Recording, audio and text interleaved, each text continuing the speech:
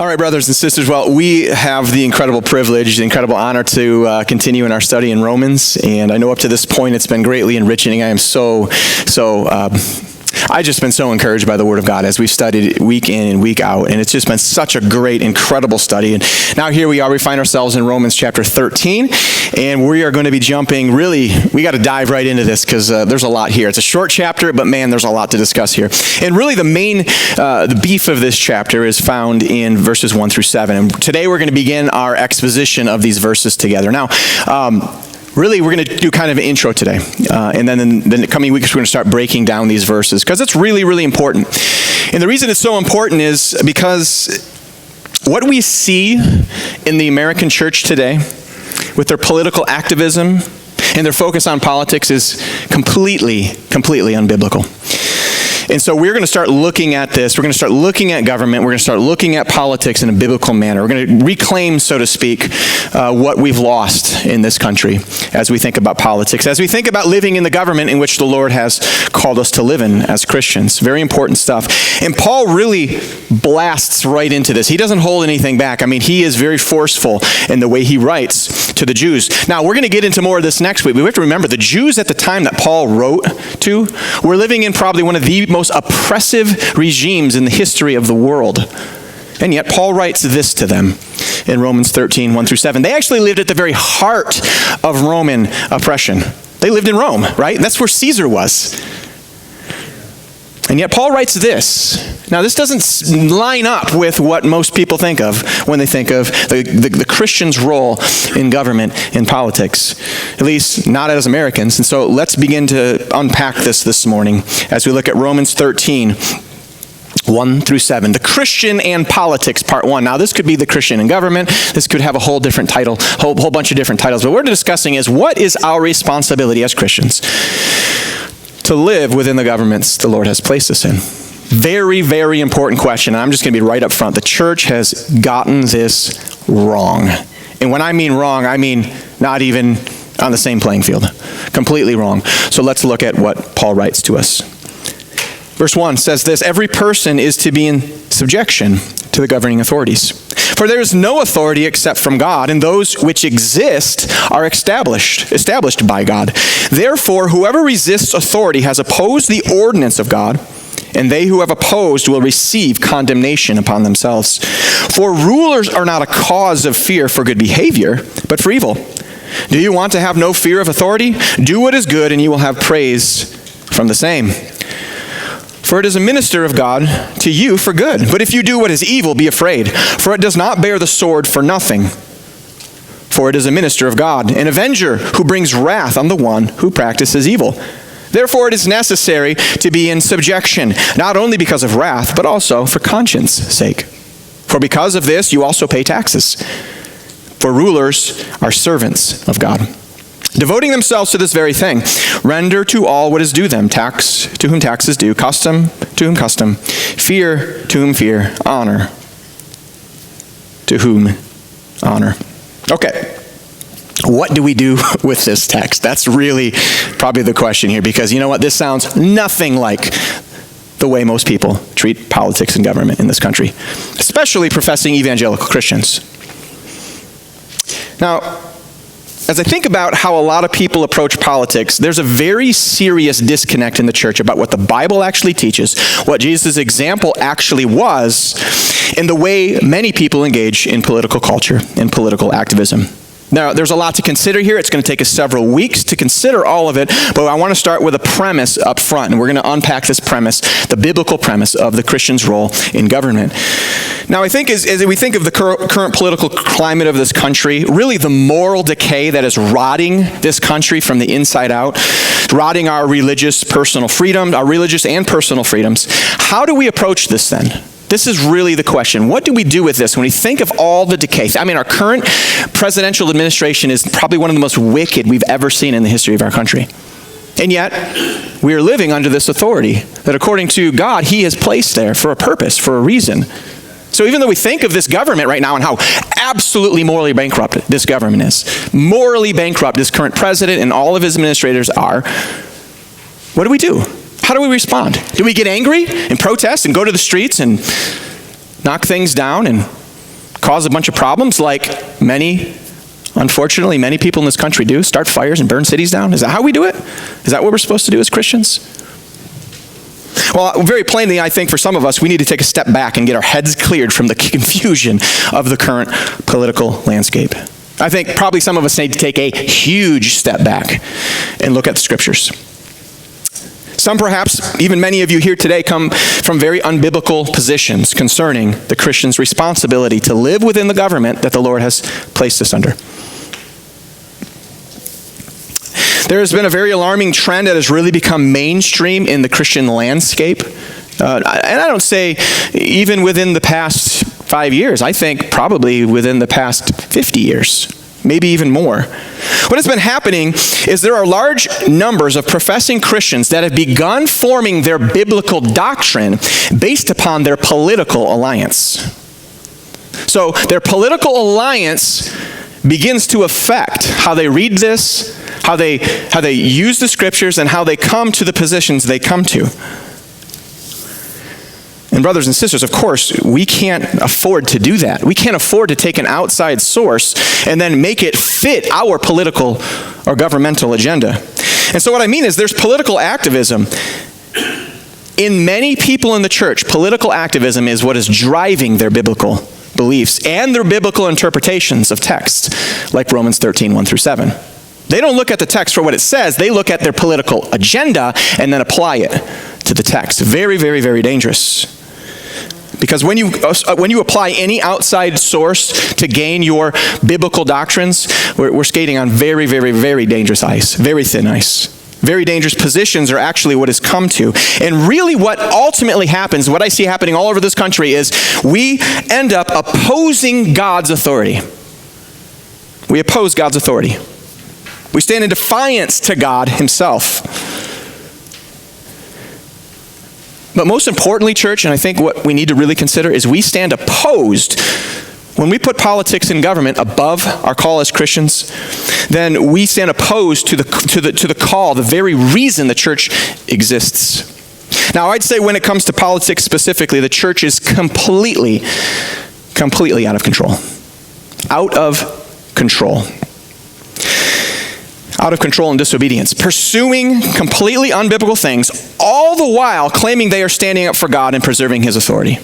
Now, here's a little news flash. God doesn't need your help preserving his authority. Have you ever thought of that before? God does not need your help in preserving his authority. According to the scriptures, all authorities are set up by him. Everything belongs to him. He doesn't need your help. He doesn't need your help. He doesn't need you to defend his kingship. He is King of Kings and Lord of Lords. And he has a plan for this earth. And guess what? Newsflash again, everything is coming to an end. Everything. Everything. More on this in a moment. So I want to give you the premise of what we'll be doing over the next couple weeks. We'll be reclaiming a biblical doctrine concerning the Christian's relationship to politics, how the Christian is called to operate within the governing authorities of their geopolitical position in the world, which is we're in the United States of America. We're going to allow the Bible to define that doctrine. And then we're going to allow that doctrine to define how we live and interact within the government that we are currently living in. After all, right, every week we've been talking about Christian living. And Christian living, it encompasses every aspect of our lives. And again, including politics, right? If Christian living, and we're called to surrender to God in everything, and of course that's going to include politics and how we interact with the governments. So right now in this country, I'd say the vast majority of professing Christians have this political involvement idea all wrong. Let me start out by asking you a very basic, simple question that if you are in Christ this morning, every one of you should know the answer. What is our main goal as Christians? Our children probably even know the answer to this. What's our main goal? I want somebody to say what our main goal as Christians is. Obedience to what? The gospel. That's our goal. That is our goal. To build the kingdom of God through the gospel and then disciple the people who God calls. Now that is not actually only our primary goal, our primary mission. In the scriptures, it is our only mission. Only mission. And we're going to talk about what that means more as we think about politics and government in a moment. It is our only mission to build the kingdom of God through the gospel of Jesus Christ and then disciple those whom God saves and calls. That's our mission. And yet what I see happening in this country right now is an explosion of Christian organizations, pastors, church alliances, and church members alike uniting under one common banner. And it's not the gospel, it's politics, political activism. Just this past week, I was invited to 4 local Christian events in the Muskegon area, all focused on one thing, preaching the gospel. No, politics. Politics.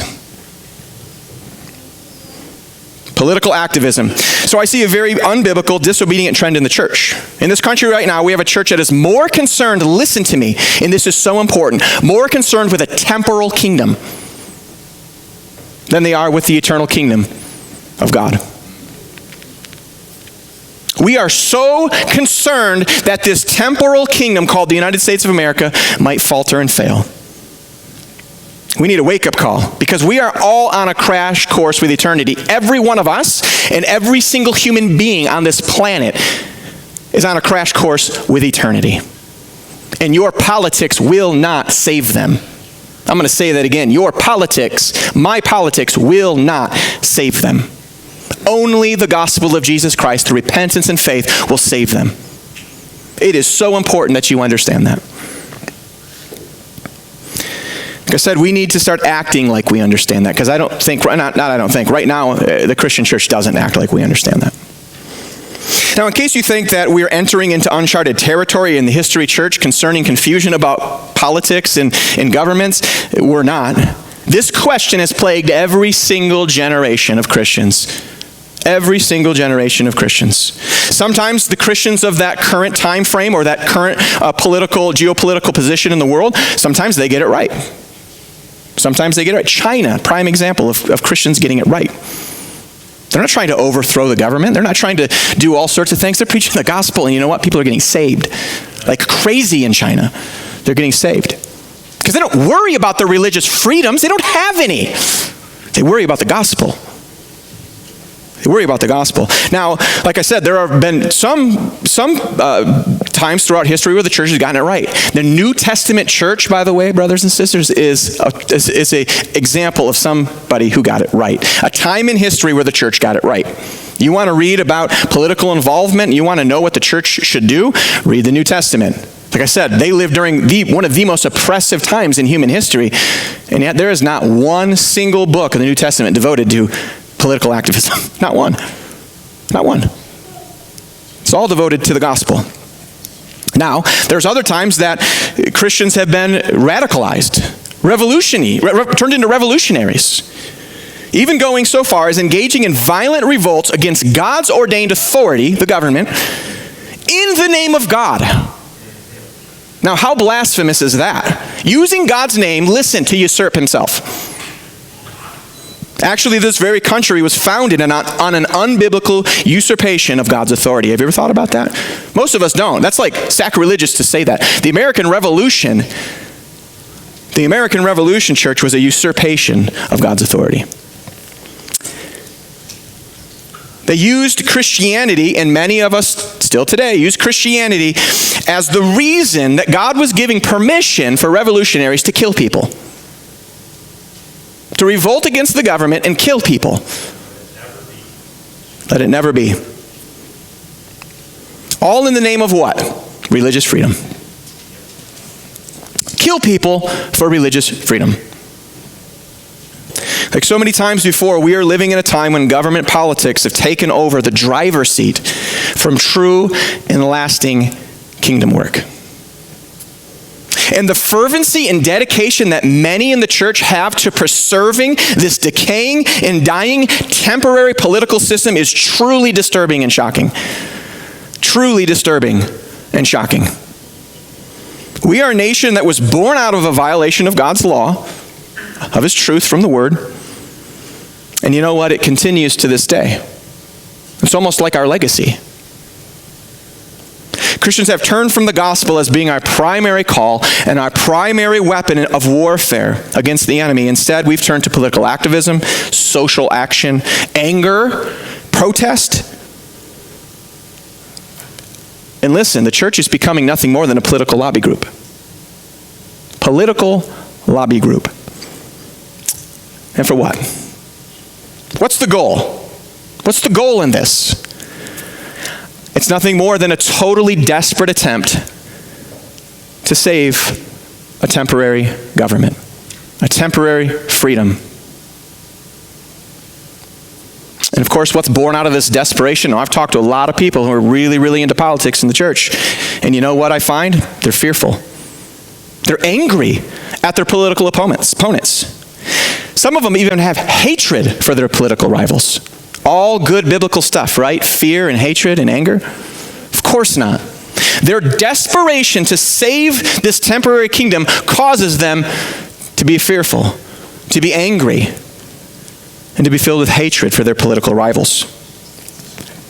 That is sad. Now, we should expect that from the political left, right? They're unsaved. They don't know any better. That's how they're going to respond. But church, brothers and sisters, are we ever supposed to respond out of hatred and anger and fear to anyone? No. And yet, that's what political activism will cause. Because you pit man against man, person against person, completely forgetting that it all belongs to the Lord anyways. Completely forgetting that our fight is spiritual, not political. So brothers and sisters, our political activism can never define our biblical doctrine because it will always lead to unbiblical conclusions. And so I say as a church in this country right now, we're in real trouble. And you know what happens when the church is in real trouble? The country follows. Now we're going to get to that, why that is in a moment.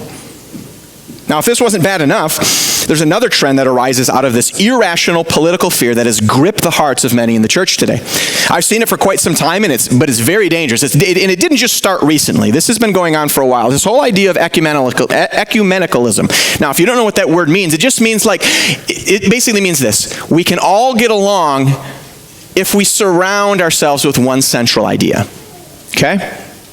So it happens in the church all the time. It doesn't matter if you come from a heretical Christian background. You believe in a false gospel. You could be Catholic. You could be an atheist. You could even be an outright heretic. But as long as we both agree that we should vote for a Republican, well, we can gather around that. And it happens all the time. Right now there are church groups and alliances and pastor alliances from all sorts of heretical and atheistic backgrounds coming together under one banner. Jesus Christ? No. Politics. Politics have caused Bible-believing Christians to compromise their faith, to stand side by side with unbelievers, with heretics, with atheists. And as long as they're politically aligned, well, it's okay. And church, what I'm describing isn't some fringe organization within the church in America today. It's the majority. It's the majority. We need to face a startling reality. To most professing Christians, political victories and religious freedom is more important than gospel work. And we just need to level with ourselves. To the vast majority of Christians, political, religious freedom is more important than gospel work. And of course, these people cling to a religious freedom that almost none of them actually take advantage of. They don't take advantage of it in order to build the kingdom of God. They just take advantage of it so they can really ultimately be as lazy as they want in their faith. We live in a very religiously free country, unprecedented in the history of the world, even now, unprecedented in the history of the world. And what has this religious freedom in this country produced? Some of the laziest Christians in history. That's what religious freedom has produced. Some of the laziest Christians in the history of the church. And how ironic, right? Religious freedom has simply equated to comfort. Comfort. We're comfortable in our faith because we don't have to be persecuted. We don't have to face persecution. We become comfortable. What happens when we become comfortable? We become complacent and lazy. And we start getting distracted by a whole bunch of other things that have nothing to do with our call as Christians. You know what the best thing to happen to the church in America would be, you know what the best thing that could possibly ever happen to the church? We would lose our religious freedom. It would be the best thing that could ever happen to God's church. It would weed the tares out very quickly, I guarantee that. The church would become more pure, and we would have nothing else to fight for except the gospel. God would take all of the peripheral issues, the lesser issues away, and we'd only have the gospel. Praise God. Praise God. Church, we as a church, and I say that not just about this church, but the church in general, we need to stop fighting for politics. We need to start fighting for souls. Souls. Now, because the vast majority of Christians have a corrupted doctrine, and this is going to sound harsh, but it's true, the church has turned into nothing more than a cheap prostitute. Cheap prostitute. We've prostituted ourselves to something else and to someone else, to something far less, far inferior to what we were called to. Right? We can fill a political rally. I just saw there was another Trump rally, and there was like 60,000 people there. We can fill a rally, can't we? But we can't fill the streets with gospel preachers. We can drive halfway across the country to attend a political protest, but we can't walk across the street to share the gospel with our dying neighbor. Now that is a picture of a people that has their priorities out of focus, completely out of focus. The church has sold itself to a lesser cause, a lesser ideal. We've staked our claim on a lesser calling. Just imagine for a moment if the church used all of its power, all of its authority, its resources, its activism, its training on the gospel. Instead of our buildings, our politics.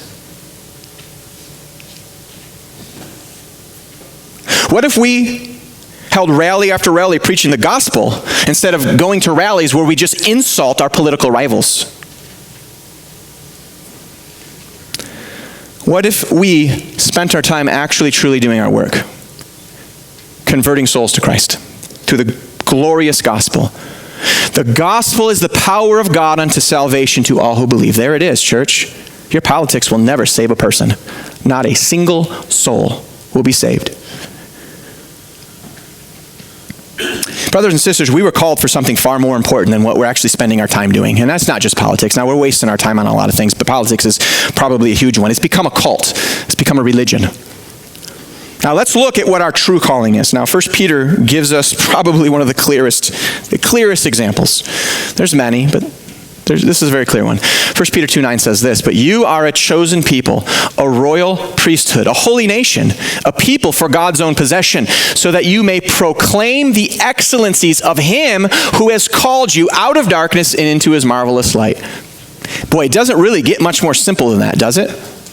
Now, there is a lot to consider here, but think about this. You're a priesthood. For what reason? Why did God call you in the first place? That you would proclaim the excellencies of him who called you out of darkness into the marvelous light. You would be called to proclaim the gospel. That's what he's saying. You're a priesthood, and your job is to preach the gospel. That's it. That's what your job is. Do it. Now, a royal priesthood. This is so important. You see, the nation of Israel was called for a purpose by God. The reason the nation of Israel existed then and exists now is because God has a special plan in human history for Israel. God did not call them so that they would be a political or military world power. That's not why he called them. He didn't call them to squash its political rivals.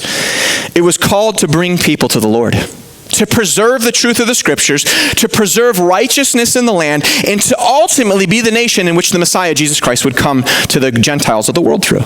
That's why Israel exists. That's why it still exists to this day. And at the center of this calling, at the center of life in the nation of Israel stood something very important. We can't miss it. The priest. The priest was the center of Israel, of Israeli life. Now, there were other things that you needed to function as a country, but the priesthood was the most important component.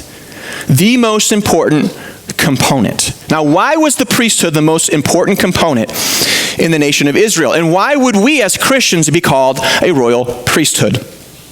Because the condition of the hearts of men is what makes the nation what it is. The condition of the hearts of men is the most important component to any nation. Not its laws and not its politics. The condition of the heart is the most important thing. Matthew 15:18, Jesus says, "But the things that proceed out of the mouth come from the heart, and these defile the man." Proverbs 27:19 says, "As in water, face reflects face, so the heart reflects the man." Now, as we look at the reflection of this country, we see its true condition, don't we?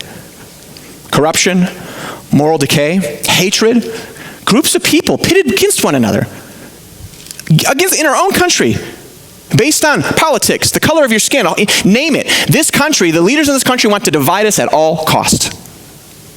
Right? We see a reflection of this. We see moral decay, corruption, sexual depravity rampant, fornication through the roof. Look at Galatians 5:19 through 21. If you want to see a reflection of our country, all you have to do is look at what the scriptures have written 2,000 years ago. "Now the deeds of the flesh are evident, which are immorality, impurity, sensuality, idolatry, sorcery." Now that word's the Greek word pharmakeia.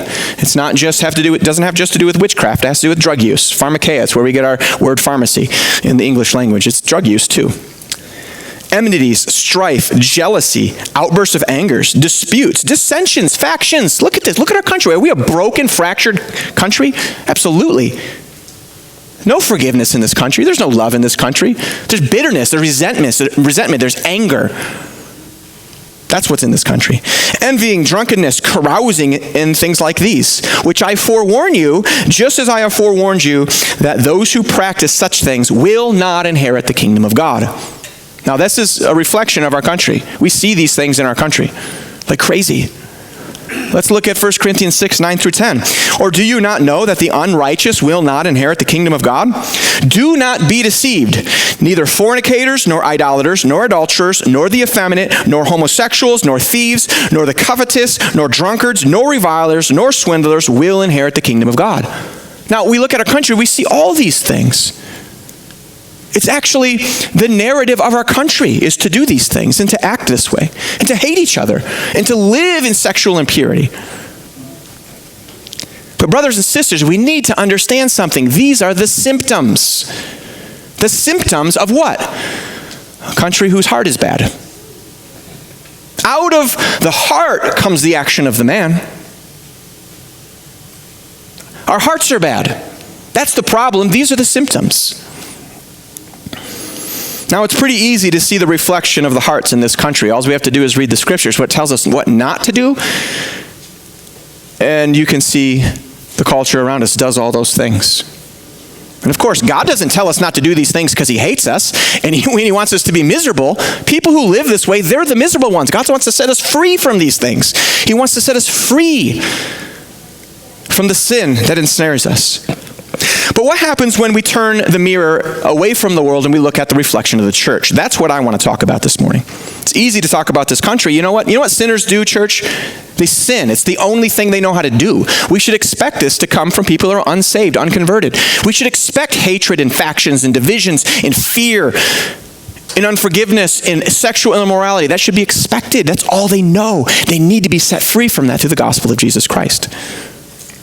But when I look at the reflection of the church, you know what I see? I see a church that's concerned more with their buildings, their light shows, how trendy they are as a church, their unity concerts, their politics, than they are with their calling as a royal priesthood. We spend our time wasting away on everything except our calling. But at the end of the day, at least we still have our religious freedom, right? So glad we have that, right? And a lot of good it's doing us as a church. A lot of good it's doing our country. Look at the reflection of our country. Why is this reflection? Because Christians have sat asleep behind the wheel for 50 years. Probably more. Probably 70 years. Actually 70 years, at least. Isn't it outrageous that many of us will fight harder to preserve religious freedom, even dying for it, than they will to fight for the souls of men? Like Israel before us, the church is a nation of priests. We are a royal priesthood. We're called for one purpose, to preach the gospel, to give God praise and honor and glory to God in his excellencies. Listen, we're not a nation of priests in a literal sense, in a spiritual sense. We have been called by God to preserve nations. We are called to be the salt that preserves the rot of a nation. What happens when you pack meat in salt? It prevents it from rotting. We're supposed to do that. We're supposed to be the salt and the light to a nation that would rot on its own. And brothers and sisters, neither in Israel nor today, the priesthood has never been a political position. Never. It's a spiritual position. Spiritual position. We don't preserve the rot of a nation through laws. The only way to preserve the rot of a nation is through the gospel. It's the only way. To reach the lost so that they might have a heart change, because that's the problem. The heart is the problem, not laws. Our laws aren't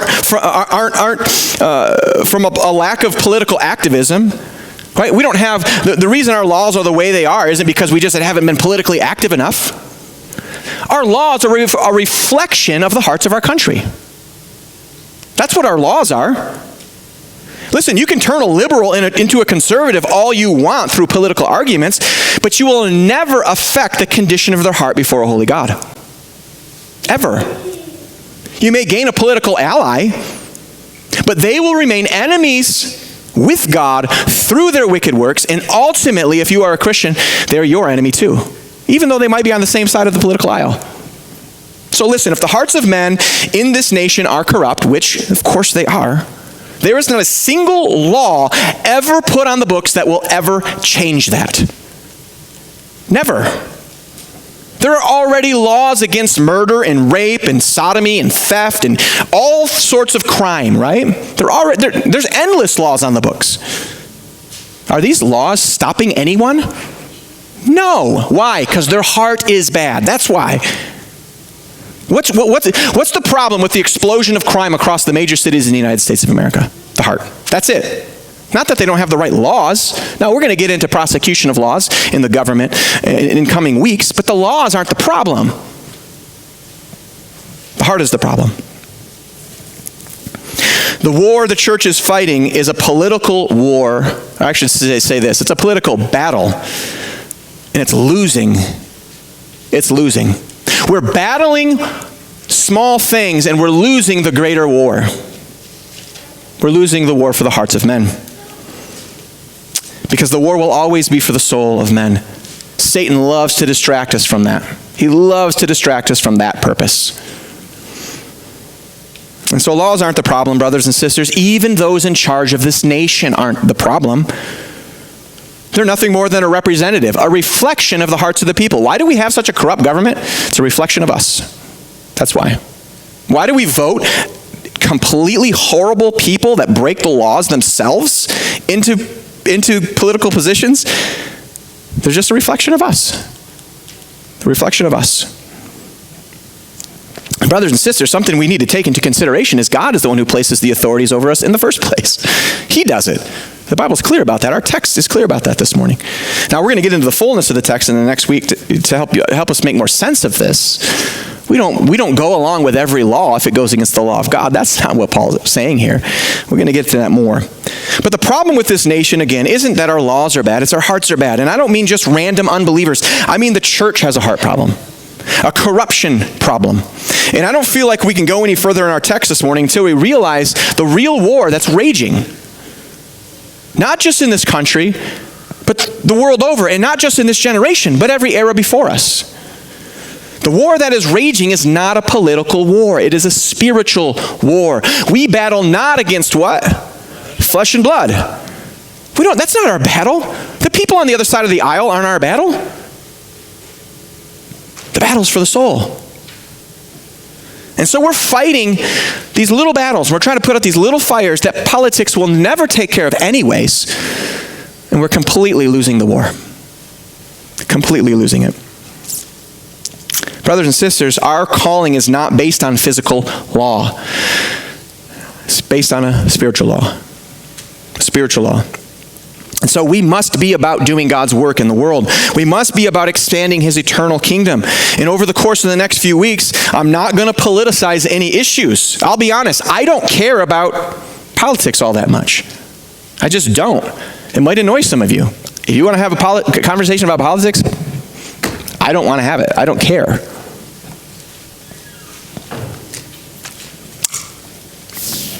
I know people who are politically crazed. There's no other way to put it. We can't afford to be. Now, I keep informed on what's going on in the country. Why? Because I want to be informed on the heartbeat of the nation. I want to know what the reflection looks like. I want to know what's going on within the heart of God, of this nation of people. But you will never see me at a political rally. You will never see me waving an American flag. You will never even see me saying the Pledge of Allegiance, because I don't pledge my allegiance to anyone but Christ alone. Period. I don't allege myself to this country. I allege myself to Christ. So in the coming weeks, we are really going to dissect this text, and my hope is that we can take politics completely out of it, because it has nothing to do with politics. I'm going to say something that may be shocking to some of you. Maybe you'll scoff, maybe you'll disagree, but the Bible teaches us that politics are not important. Our only call is to rise up as true men and women of God, to put aside temporal, fleshly things and start getting busy for the Lord. And this government is a temporal thing. Stop living as an ambassador for the Republican Party and start living as an ambassador for Jesus Christ. Amen?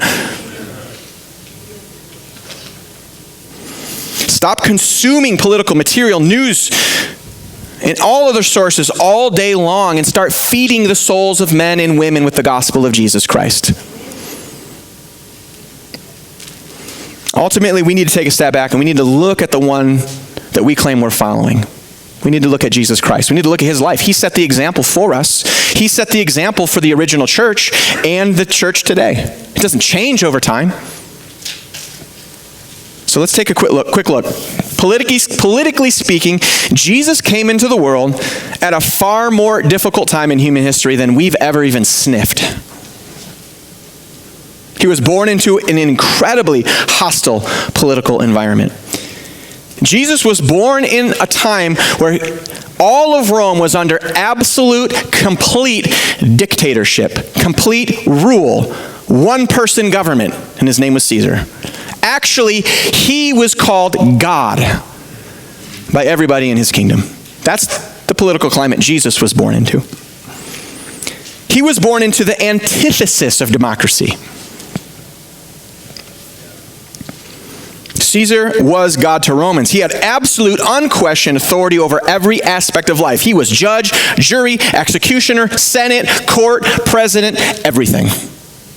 One man. Immorality of every sort was also rampant, no different than our condition today. Political corruption was out of control. Listen, slavery was rampant. There were 3 slaves to every one free man in the Roman Empire.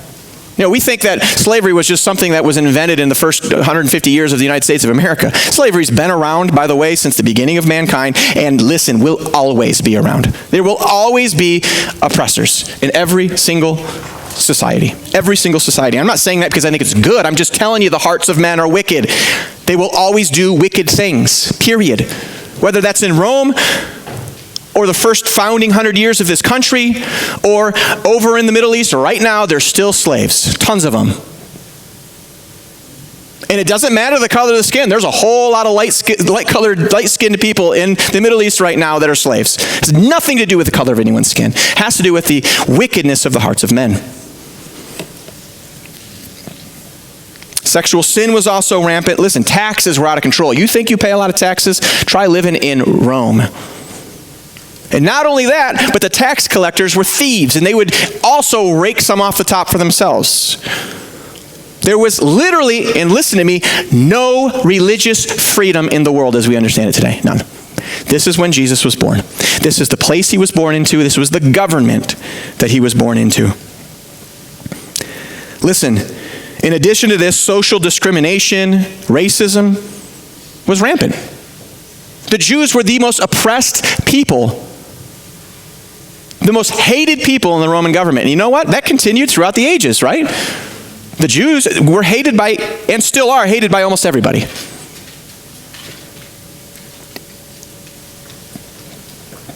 They were the oppressed minority, and Jesus was a Jew. He was born into this culture. He was born into that condition geopolitically. And what did Jesus do about all of this injustice, all of these terrible things that were going on politically? In a word, nothing. Not a single thing.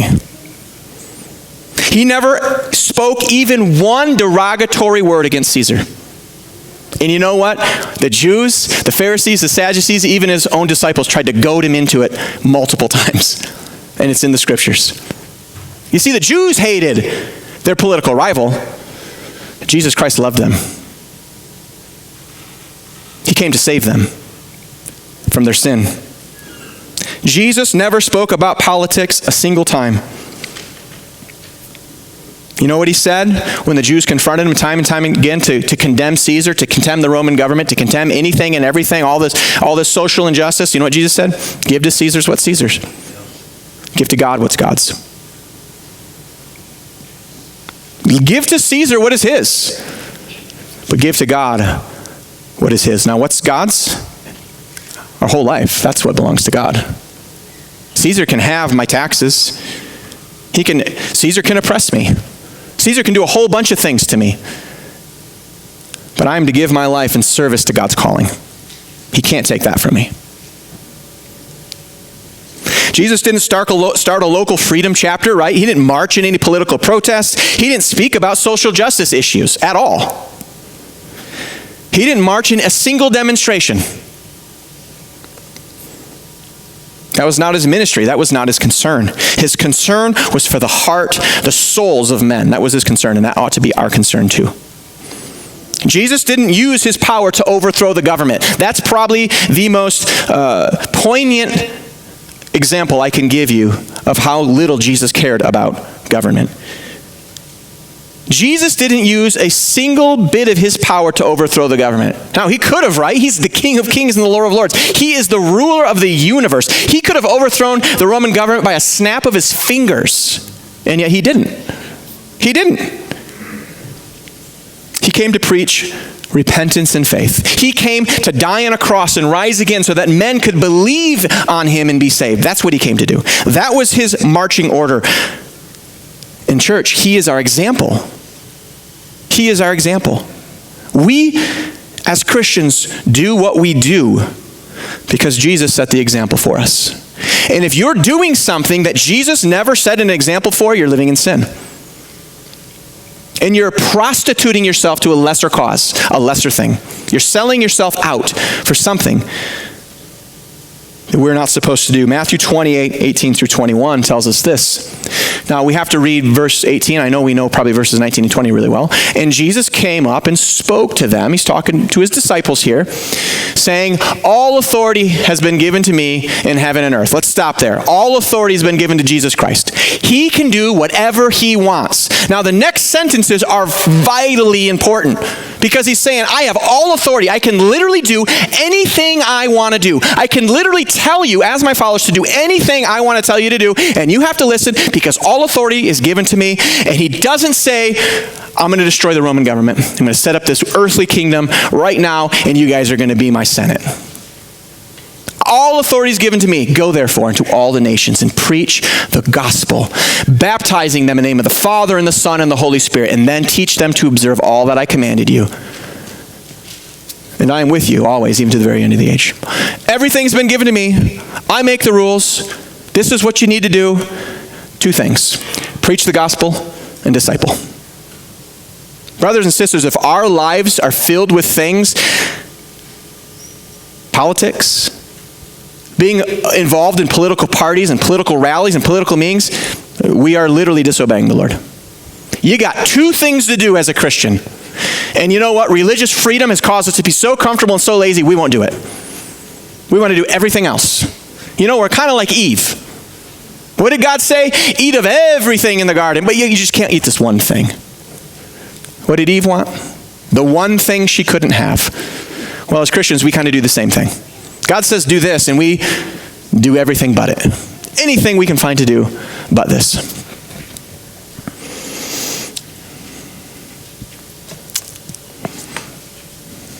I just want that to sink in a little bit. Church, we have real, unalterable, inarguable duties as Christian. We do. I don't get to change them, and you don't get to change them. I got a little joke here. If you've ever seen the movie Nacho Libre, you'll get it. But we have gospel duty. We have discipleship duty. That's what Jesus says. You got gospel duty and you got some discipleship duty. Some of you need to get some new duties because you're not doing these. If you haven't seen that, just watch it, and there's a funny line where Nacho talks about duties. Some of us need to get some new duties, and we don't need to find them. We don't need to go searching for them and be like, oh, what are my new duties? They're right here. Preach the gospel and then disciple people. That's what our duties are. And we are so distracted by temporary duties, things that won't last, things that will really actually accomplish nothing anyway. All authority has been given to Jesus, and it's God who places the leaders into authority anyways. Now, some of our minds are consumed with the thought of this temporal kingdom, the United States of America, that it could falter and fail. Fall to communism. I mean, it's a very real threat. Communism is a very real threat. Communism, by the way, is just taking God out of everything and replacing it with human ideas, okay? We have literally a huge portion of our current serving government right now is they're communist, socialist at best, which is one more step, they're communist. But we have all sorts of chapters that literally were founded based on communist principles. Take away God out of everything, take the family out of everything, and start applying humanist views to everything.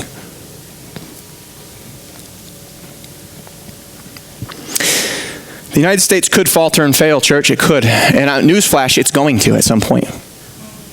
One way or another. It's going to at some point. You know what? I say this. If you want to speed it up, start fighting politically. If you want to slow it down and preserve it, start preaching the gospel. Those are our options.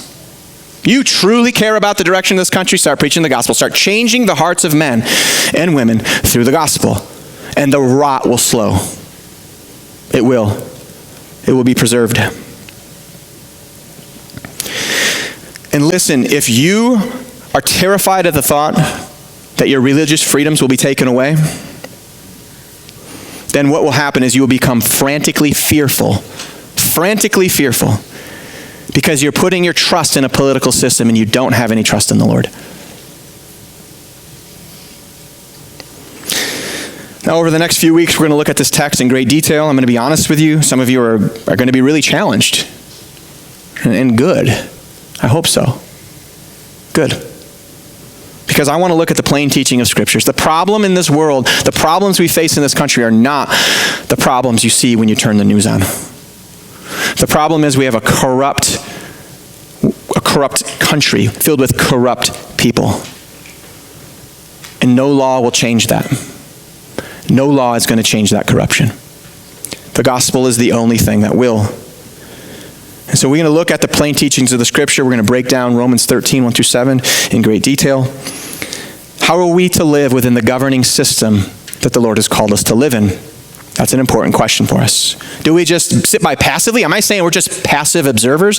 Well, no. And God doesn't say that either. Ultimately, my hope is to bring reassurance and trust in the Lord during these politically disturbing times. I have met too many Christians that are fearful. Fearful that we're going to lose our religious freedoms. Fearful that things aren't going politically how they want. Man, if God did not save us so that we could live in a spirit of fear, amen? I am not fearful. And I mean that with my whole heart. I am not fearful whatsoever. Thy will be done. We just sang that song, right, before this sermon. Let your kingdom come, Lord. What are we saying when we sing that, when we say that prayer? What are we saying? We're saying, Lord, bring about the end of the world. That's what we're literally saying. Let your kingdom come. End this world, but do it in your timing and in your will. Let your will be done. Let your kingdom come, let your will be done. This is all coming crashing down, everything. Jesus Christ will return one day, and he will destroy this entire world with fire. He will throw every disobedient soul in the pit of hell for eternity, everyone who has rebelled against him. Let's not let that be us. This world's ending. Let your kingdom come, Lord. We're literally crying out to the Lord to end this world. Don't tarry, Lord. Don't tarry. Brothers and sisters, I want to make a clarion call back to our only call as Christians, to go therefore into all the nations and preach the gospel, and then disciple those whom God calls to salvation. Sounds pretty simple, right? Then why aren't we doing it? If it sounds so simple, again, because we're distracted. And so we need a renewing of mind this week. We need a cleansing of faulty thinking. We do. Not just as a church here, not just us, but the greater church. And we need to pray for that. You know, we pray for revival all the time. Lord, we want revival on this land. Send. It doesn't just magically happen. Revival only comes through God's people being faithful to the gospel. That's the only way it happens. Preaching, standing up for truth, standing up for righteousness, calling people to repentance and faith in Jesus Christ. That's how it happens. Now, I was thinking about this renewing of mind, because we've been talking about the renewing of mind in Romans chapter 12.